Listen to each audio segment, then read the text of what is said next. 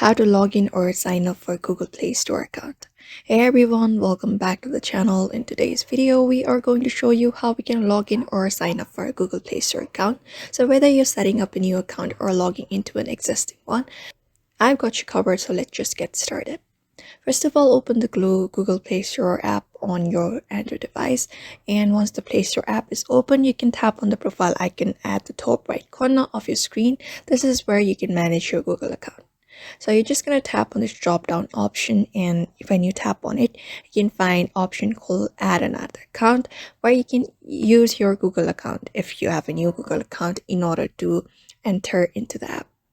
So here, just wait for it to load first. And then here, simply enter your email address and password and tap on next to continue. And if you're creating a new Google account, follow the on-screen instructions when you tap on this create account for your personal use or your business or work. And once your verification is complete, you can head over to the Google Play Store app again. And if you want to switch your account, you can just tap on this account section and switch up to your new account or log in into your new account just by following that method. And that is it.